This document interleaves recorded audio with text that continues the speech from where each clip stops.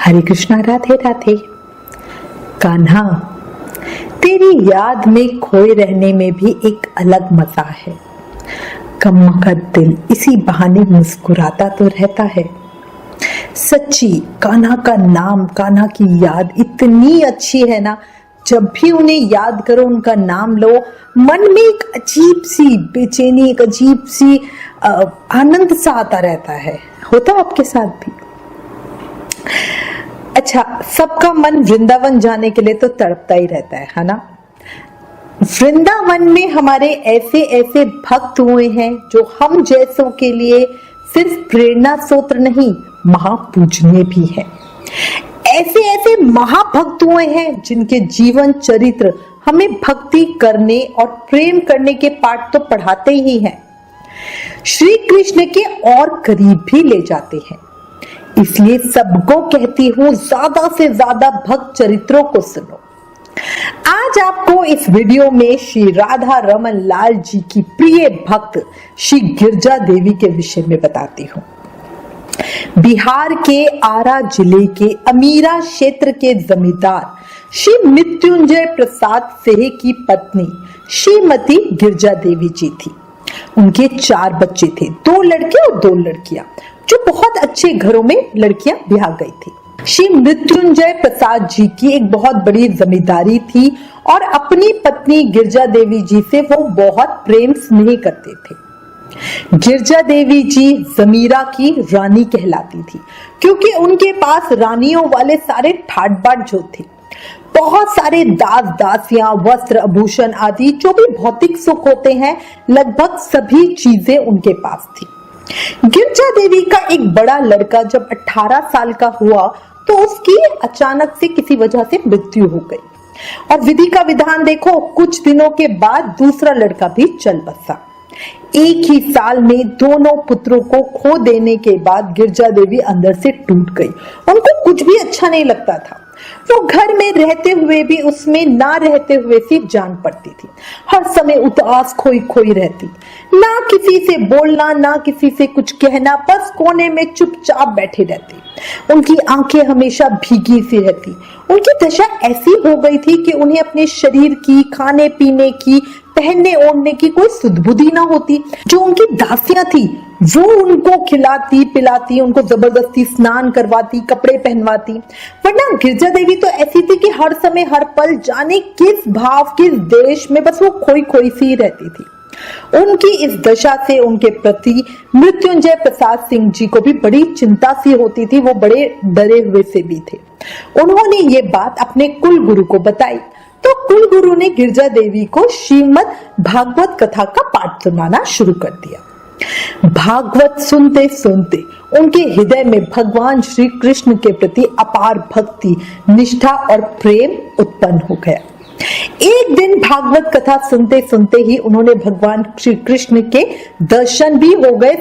अब ये साक्षात हुए या उनके प्रत्यक्ष थे या उनके स्वप्न में थे या उनकी गहन निष्ठा में थे, पता नहीं। श्री कृष्ण के दर्शनों के बाद तो उनका मन वृंदावन जाने के लिए छटपटाने लगा। वो अपने प्रिय से बस मिलना चाहती थी। गिरजा देवी के वृंदावन जाने की बात सुनकर जो उनके पति थे मृत्युंजय प्रसाद जी को बहुत गुस्सा भी आया, क्योंकि जमींदार परिवार की बहू वृंदावन में रहेगी तो कुल के गौरव और मान मर्यादा का क्या होगा। वो अभी तक कभी घर से बाहर जाना तो बहुत दूर की बात है, कभी वो पर्दे से भी बाहर नहीं आई थी। अब बहुत सोच विचार करने के बाद और गिरजा देवी की हालत देखकर उन्होंने गिरजा देवी को वृंदावन जाने की अनुमति दे दी, क्योंकि देखो उनके पति को भी पता था कि अब ये इनका शरीर मात्र यहाँ पर है ना, इनको अपनी सुध बुध नहीं है, हो सकता है वृंदावन जाके ये ठीक भी हो जाए। वृंदावन जाकर वो राधा रमन जी के घेरे में, श्री राधा रमन जी के मंदिर के पीछे श्री राधा रमन जी के सेवित श्री नीलमणि गोस्वामी जी के मकान पर किराए पर रहने लगी। अगर आप कभी राधा रमन जी के मंदिर में जाते तो आप वहां देखेंगे उनके चारों तरफ बहुत घेरा सा बना हुआ है।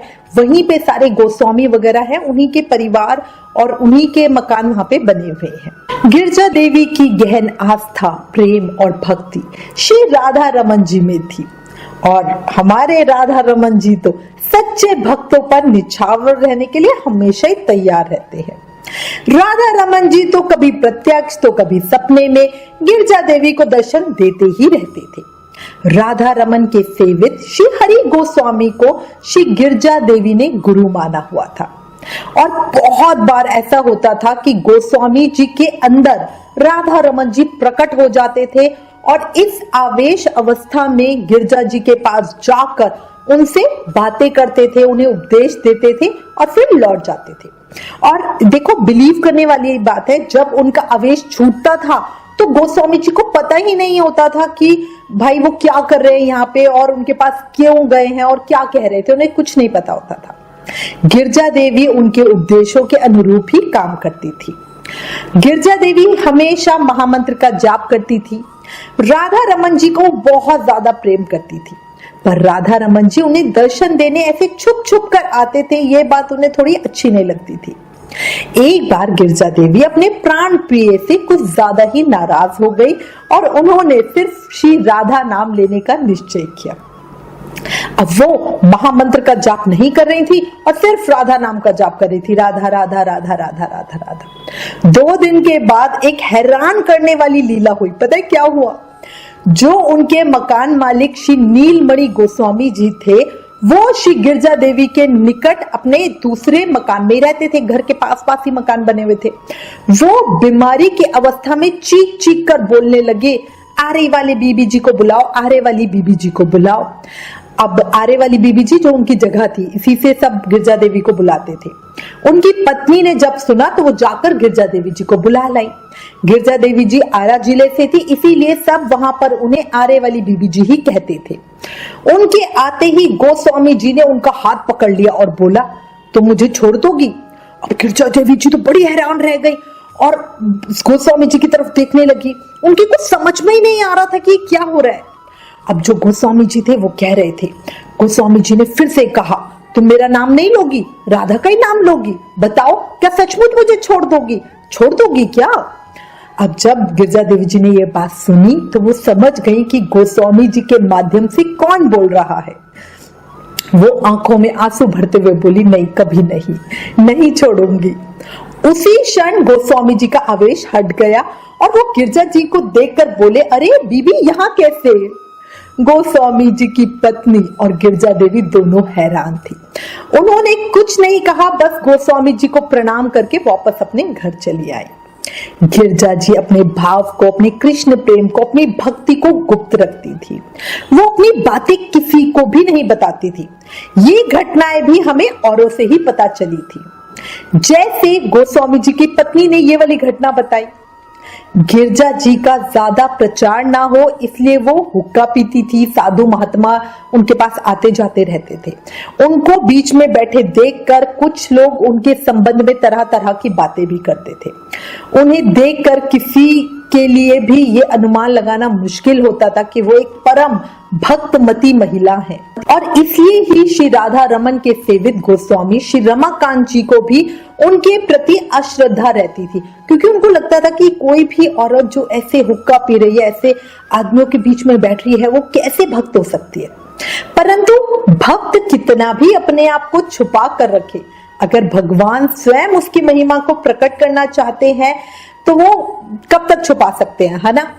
एक बार क्या हुआ, राधा रमन जी के मंदिर में श्री रामाकांत गोस्वामी जी की सेवा चल रही थी। उसी समय किसी कार्य से उन्हें मथुरा जाना पड़ा और वो सेवा कार्य उन्होंने किसी दूसरे गोस्वामी जी को सौंप दिया। अब मथुरा से रात को वो 12 बजे लौटे। उन्होंने देखा गिरजा देवी जी और कुछ अन्य गोस्वामी गण उनके घर के आंगन में बैठ के उनका इंतजार कर रहे हैं। अब रमाकांत जी को देखते ही सभी गोस्वामी जी बोले, आज आपकी सेवा में बड़ी भूल हुई है। अब उन्होंने कुछ पूछा, एकदम ही रमाकांत जी ने जैसे ही सुना तो थोड़ा हैरान हो गए, भूल? कैसी भूल? तो सभी गोस्वामी गण ने कहा, श्री जी की सेवा में शयन के समय पे पानी का लोटा ही नहीं रखा गया है। अब रमाकांत जी ये सुनकर बड़ा हैरान हुए और बोले, ऐसा होना तो नहीं चाहिए।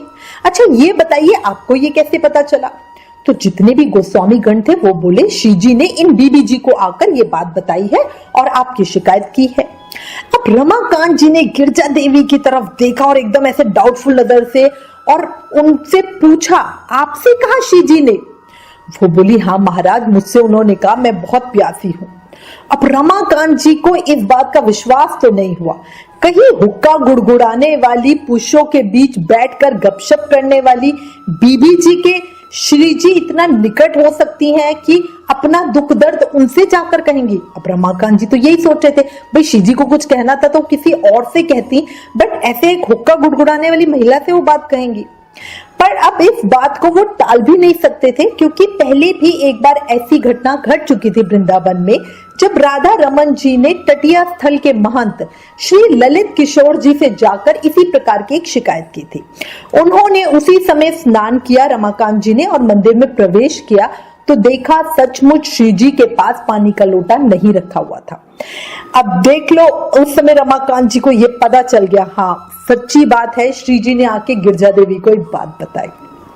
अब आप स्वयं देख लो, हमारे ठाकुर नित नई लीला करते हैं और भक्तों जितना भी अपना भाव छुपा ले बता ही देते हैं। ऐसी एक घटना और बताती हूँ। एक बार श्री नीलमणि गोस्वामी जी के मन में ये बात आई कि भाई ये गिरजा देवी जी बहुत दिनों से उनके मकान में बहुत ही थोड़े किराए पर रह रही हैं, किसी तरह उनसे मकान खाली करवा लिया जाए और किसी को ज्यादा किराए पे मकान दे दिया जाए। अब गोस्वामी जी का उन्होंने ये बात सोच तो ली। अब गोस्वामी जी का ये भाव जानकर श्री राधा रमन लाल जी ने एक लीला ही रच दी। हुआ क्या, उस दिन गोस्वामी जी को अगले दिन अपने परिवार के सभी सदस्यों के साथ कहीं बाहर जाना था। घर पर वो ताला लगाकर चले गए। जब शाम को वापस लौटकर आए तो घर का ताला ही नहीं खुला। बहुत देर हो गई, सब ताले से जूझते रहे पर ताला खुला ही नहीं। ताले को तोड़ने की भी कोशिश की पर ताला टूटा भी नहीं। दूसरे लोगों ने भी ताला खोलने की कोशिश कर ली, बट ना ताला खुल के दे रहा ना टूट के दे रहा। और क्यों नहीं खुल रहा, इसका कारण भी किसी को समझ में नहीं आ रहा था। गिरजा देवी जी के मकान के नीचे ही एक कमरे में रामपुर वाली एक भक्त महिला और रहती थी। अब राधा रमन लाल जी की इच्छा से उनके मन में ऐसी प्रेरणा हुई कि गिरजा देवी जी के प्रति नीलमणि जी का कुछ अपराध हुआ है। यदि नीलमणि जी उनसे ताला खोलने को कहेंगे तो ताला खुल सकता है। अब उन्होंने नीलमणि जी से बात कही। नीलमणि जी ने मन ही मन सोचा, बात तो ये ठीक कह रही है, मैंने कल ही उनका घर खाली करवाने की बात मन में लाई थी, हो सकता है उसी के दंड स्वरूप श्री जी ने मुझे अपने घर से ही निकाल कर दिया है ना। अब वो मन ही मन गिरजा जी के प्रति अपने इस अपराध को मानने लगे और उनसे और भगवान से, अपने राधा रमन जी से क्षमा याचना करने लगे और फिर स्वयं गिरजा देवी जी के पास गए और उनसे कहा, ताला खोलने की उनसे प्रार्थना करने लगे। अब गिरजा देवी जी हंसकर बोली कि जब आप लोगों से ताला नहीं खुला तो मुझसे कैसे खुलेगा। नीलमणि जी ने कहा, नहीं कुछ भी हो जाए, आप एक बार कोशिश करके देख लें। गोस्वामी जी के कहने पर गिरजा देवी जी वहां पर उनके घर आई और उनके चाबी लगाते ही ताला खुल गया। गिरजा देवी जी को स्वयं इस बात पर बड़ा ही आश्चर्य हुआ। वो समझ गए कि यह भी राधा रमन लाल जी की ही एक लीला है। इस तरह की अनेकों घटनाएं गिरजा जी के जीवन में हुई। धीरे धीरे गिरजा जी की अवस्था ऐसी हो गई थी कि उनके नेत्र सदा प्रेम अश्रुओं में भीगे ही रहते थे। वो हर समय हर पल अपने राधा रमन जी की भक्ति में ही डूबी रहती थी। उनकी आंखें खुली रहती थी पर वो बाहर की किसी वस्तु को देख ही नहीं पाती थी। कोई कुछ कहता तो वो सुन भी नहीं पाती थी। कोई बहुत जरूरी बात उनसे कहनी होती थी ना, तो लोग इतनी जोर से कहते थे जैसे वो कहीं बहुत दूर बैठी हो। गिरजा देवी ज्यादातर अपने कमरे का दरवाजा बंद करके अंदर ही बैठी रहती थी और बाहर से ऐसे लगता था जैसे वो अंदर किसी से बातें कर रही हैं। कभी नुपुर यानी घुंघुर की आवाज सुनाई पड़ती थी, कभी अंदर से दिव्य सुगंध आती थी जो सारे घर में फैल जाती थी। सभी उन्हें कान्हा की गोपी कहती थी। एक बार की बहुत सुंदर लीला बताती हूँ। एक बार क्या हुआ, गिरजा देवी जी अपने कमरे में ही बैठी थी। श्री राधा रमन लाल जी उनके सामने प्रत्यक्ष रूप में प्रकट होकर उनसे बातें कर रहे थे। अब राधा रमन लाल जी प्रेम से उनसे पूछ रहे थे, तू शरद पूर्णिमा तक तो आ जाएगी ना। अब गिरजा देवी हंसते हुए बोली, पर मैं जा कर रही हूं। आ रहा, राधा रमन लाल जी ने बोला। अब इतना बोलकर वो जाने ही लगे कि कुछ देर रुक गए और फिर बोले, आज से 17 दिन बाकी है शरद पूर्णिमा को, तू चाहे तो जाकर वापस आ सकती है। गिरजा देवी जी बड़ा हैरान होकर राधा रमन लाल जी को बोली, पर मैं क्यों जाऊं आरा, मैं तो यही रहूंगी तुम्हारे पास ही। अब राधा रमन लाल जी अपनी उंगलियों पर हिसाब करते हुए बोले, 2 दिन जाना 2 दिन आना और वहां पर 13 दिन। अब गिरजा देवी जी को राधा रमन लाल जी की कुछ बात समझ में नहीं आ रही थी और वो बार बार बोल रही थी, पर मैं जाऊंगी क्यों, और वो उनसे बार बार बराबर पूछे ही जा रही थी। और राधा रमन लाल जी थे जो अपनी ही कहे जा रही थी, देख शरद पूर्णिमा के दिन खीर का भोग लगता है, फिर रात्रि में महारास होता है, तू महाराज देखना बहुत दिव्य होता है। यमुना का किनारा, हजारों गोपियां, गंधर्व, देव, महादेव सब आकाश से दर्शन करते, तू अवश्य आना। अब गिरजा देवी जी उनकी बातें सुन रही हैं और वो प्रेम से बोल रही है, मैं देखूंगी नहीं महाराज, मैं तो महाराज में सम्मिलित होंगी, तुम्हारे साथ नाचूंगी, तुम्हें अपने हृदय से लगाऊंगी, तुम्हें चूमूंगी। अब उनकी बात सुनकर राधा रमन जी लाल कह रहे हैं, हाँ इसलिए तो कह रहा हूँ, शरद पूर्णिमा के दिन तक बस तू आ जाना, तुम्हें लोग रोकेंगे पर रुकना नहीं, जैसे गोपियों को रोका था वैसे ही तुम्हें भी रोकेंगे, धर्म की दुहाई भी देंगे, समाज की मर्यादा का उपदेश भी देंगे, बट देख तू आ जाना, आएगी ना बोल। अब श्याम सुंदर सजल नेत्रों से गिरजा जी को देखने लगे और गिरजा देवी जी को अभी भी ये समझ नहीं आ रहा और वो उनसे अब भी कह रही है, आप ये सब क्यों बोल रहे हो। तभी किसी ने दरवाजा खटखटाया। कौन? गिरजा देवी जी ने अंदर से ही पूछा।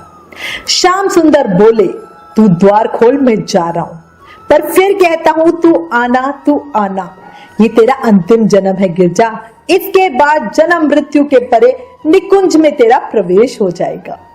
अब इतना कहते हुए श्याम सुंदर चले गए। गिरजा जी ने दरवाजा खोला, अपने सामने आ रखे कुछ लोगों को देखकर गिरजा जी एकदम हैरान रह गई। उनमें से एक उनके चाचा भी थे। एकदम वो घबरा कर बोली, क्या हुआ आप लोग यहाँ? तो उनके चाचा ने कहा, आपके पतिदेव मृत्युंजय सिंह जी स्वर्ग सिधार गए हैं। गांव के लोग रो रहे थे बुरी तरह, सबकी आंखें भीग रही थी। गिरजा जी धड़ाम से जमीन पे बैठ गई। उन्हें अपने प्यारे श्री राधा रमन लाल जी की एक एक बात याद आ रही थी। राधा रमन लाल जी कह रहे थे ना, तू शरद पूर्णिमा तक आ जाना, 2 दिन जाना 2 दिन आना, 13 दिन वहां पे। इसका मतलब राधा रमन लाल जी पहले ही सब जानते थे और जो राधा रमन लाल जी के शब्द थे, गिरजा तू आना, वो उनके कानों में गूंज रहे थे। उनकी आंखों से आंसू बहने लगे। अब गिरजा जी के गांव वालों को ने जब उनकी स्थिति देखी तो उनको लगा शायद अपने पति के लिए रो रही हैं, पर सिर्फ गिरजा देवी जी मन से जानती थी कि ये आंसू क्यों आ रहे हैं। वो मन ही मन सोच रही थी, कितना चाहते हैं मेरे राधा रमन लाल जी मुझे। अब जो उनके चाचा थे उन्होंने बोला, चलो हमने टिकट भी ले ली है, आज रात की रेल है, मथुरा से जाना है। अब जब गिरजा जी ने सुना तो वो क्या करती। गिरजा जी राधा रमन लाल जी के मंदिर में जाकर बहुत देर वहीं पे खड़ी रही। सब गोस्वामी और उनकी पत्नियां गिरजा जी को रोता देखकर उनको सतावना दे रही थी और कह रही थी, भाई ये तो संसार है, कोई बात नहीं, दुख तो होता ही रहता है, अपने आप को संभाल लो। उस समय सिर्फ एक नीलमणि गोस्वामी जी ऐसे थे जो कह रहे थे, ये गिरजा है गिरजा, संसार के लिए इसके आंसू बहेंगे नहीं, मैं मान ही नहीं सकता, इसे वृंदावन छोड़ के जाना पड़ रहा है, इसलिए ये रो रही है। गिरजा जी गई, पर उनका शरीर ही तो गया था बिहार आरा में, बाकी उनका मन तो यही था, श्री राधा रमन लाल जी की देहरी में। मृत्युंजय सिंह के दूर के भाई ने उनको अग्नि दी। संस्कार में गिरजा देवी जी बैठी, वो निरंतर रोती रह रही थी। वहां की स्त्रियां आकर उनको समझाती, पर गिरजा जी के मन में प्राण में तो श्याम सुंदर समाये हुए थे। वो एक एक करके दिन गिन रही थी, क्योंकि शरद पूर्णिमा का समय निकट आ रहा था। एक गांव के प्रमुख व्यक्ति ने गिरजा देवी जी से कहा, यहाँ से कर्मकांड आदि का विधान 13 दिन में पूरा हो जाएगा। फिर उसके बाद हमने विचार किया है कि एक विशाल भोज गांव के लोगों को भी दे, ये बहुत जरूरी है। गिरजा देवी जी ने हाँ में सर हिलाया, वो क्या ही कहती। फिर दूसरे ने कहा, हमारे गांव में एक बहुत बड़ा यज्ञ हो रहा है, बाबा आ रहे हैं, क्यों ना वो यज्ञ हमारे स्वर्गीय मृत्युंजय बाबूजी के नाम पे ही करवा लिया जाए, क्या कहती हो बहू? अब उन्होंने गिरजा देवी जी से पूछा। गिरजा देवी जी को क्या कहना था, उन्होंने हाँ में सर हिलाया। गिरजा जी तो सोच रही थी, आज 12 दिन हो गए हैं, कल तक मैं यहाँ हूँ, पर इसके बाद वृंदावन जाऊं कैसे? जाने की बोलते ही गांव के सब लोग तो बवाल कर देंगे। बहुत सोचा, पर जब कोई उपाय उन्हें नहीं सूझा तो उन्होंने अपने श्याम सुंदर के सामने समर्पण कर दिया और उनके ऊपर सारी बात छोड़ दी। कुछ समय के बाद यज्ञ करने के लिए बाबा जी आए, उनसे मिलने के लिए। गिरजा देवी ने उनका बहुत आदर किया। बाबा जी बोले, बेटी तुम्हारे गांव में एक ऐतिहासिक यज्ञ होने वाला है और ये यज्ञ मृत्युंजय बाबूजी के नाम पे होगा। इस यज्ञ की विशेषता होगी कि मेवे, पेड़े, वस्त्र आदि से यज्ञ किया जाएगा। श्री नारायण को प्रसन्न करने के लिए 1000 विद्वान काशी से बुलाए जाएंगे। बनारसी साड़ी बनारस से आएंगी। लक्ष्मी माता के लिए पेड़े मथुरा से आएंगे। अब ये सुनते ही एकदम वो चौंक कर बोली, मथुरा से? तो बाबा जी बोले, हाँ मथुरा से, कल ही जा रहे हैं हमारे लोग, अपनी एक गाड़ी लेके मथुरा जा रहे हैं। अब गिरजा देवी जो अभी तक सुस्त थी, मथुरा का नाम सुनते ही उन्हें ऐसे लगा जैसे राधा रमन लाल जी ने तो उनकी व्यवस्था कर दी आने की। अब गिरजा देवी जी बड़ी प्रसन्न हो गई और बाबा जी को हाथ जोड़कर बोली कि सब लोगों के सामने मैं एक बात कहना चाहती हूँ। मैं जब वृंदावन गई थी तब मैं सुहागन थी। मेरे लिए मेरे पति ने एक हीरो का बहुत बड़ा हार बनवाया था, वो मुझे पहना कर लेके गए थे। बहुत कुछ था वहां पे। जब यहाँ से गए लोगों ने मुझे बताया कि मेरे पति पधार गए हैं, तब मैंने सब उतार कर एक थैले में रख दिया था, पर मैं उसको लाना भूल गई। मैं चाहती हूँ कि वो धन भी इसी यज्ञ में लग जाए तो अच्छा होगा। अब बाबा ने ये सुना तो बोले, अरे ये तो बहुत अच्छा होगा। गिरजा जी बोली, आप अपना वाहन भेज ही रहे हो तो मैं चाहती हूँ कि मैं भी उसमें चली जाऊं और वहां जो है उसे लाके आपके यज्ञ में लगा दूं। अब बाबा ने जब ये सुना तो कहाँ यज्ञ के नाम पे वो पर्ची कटवाते दौड़ रहे थे, है ना, पूरे गांव वाले से पैसे इकट्ठे कर रहे थे, पर अब तो लाखों रुपए के हीरे मोती गहने ऐसे ही उनको मिलने वाले थे। तो बाबा ने तो कहा, हाँ ठीक है ये बढ़िया रहेगा। अब जो गांव के और वो लोग थे वो बोले, बहू बाद में चली जाना, तुम अभी जाना ठीक नहीं होगा।